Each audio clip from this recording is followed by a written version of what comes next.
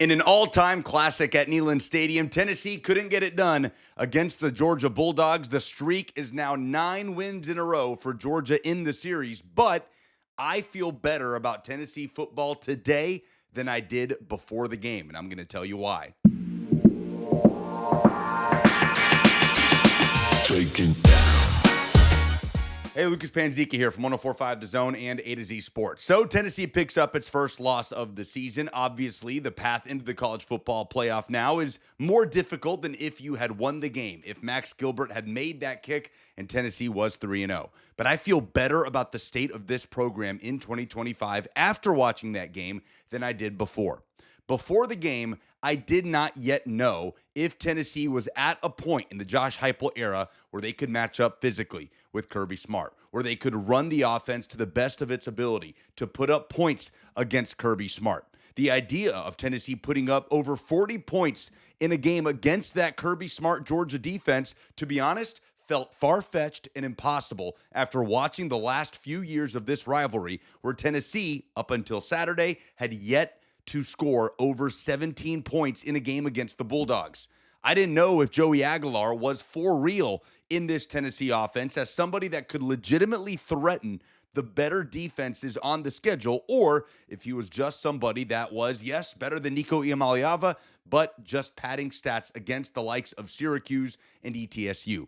Those questions got answered on Saturday. We don't know if Tennessee is a college football playoff team in 2025. They've played 3 games. What I feel like we do know after watching that game against Georgia is that Tennessee is a college football playoff caliber team in 2025. The Georgia Bulldogs are still one of the best teams in the country. They have one of the best talent rosters, one of the best foundations of culture in all of college football with Kirby Smart at the helm.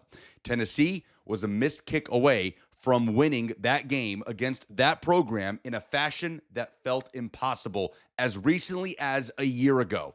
Even in 2024, the gap between Tennessee and Georgia felt so wide. In 2025, the gap was about that wide, about as wide as that missed field goal by Tennessee. Now, there were other things the Vols could have done other than make the field goal to win this game. It's a heartbreaking loss for Tennessee fans. There were multiple points in this game that Tennessee, all they had to do was win that one situation, and they would be 3-0 with that signature win of this season. Kirby Smart said it himself post-game, Tennessee should have won this game. If they stopped Georgia on 4th and 6 at the end of the game, if they stopped the 2-point conversion, of course, if Max Gilbert makes that kick, if Tennessee maybe chooses to be aggressive after the sack fumble on Gunnar Stockton and go for the score to put the nail in the coffin instead, they ran the football and kicked the field goal to go up 8 and keep it a 1-score game. There are a lot of what-ifs with this game that we could play all day long.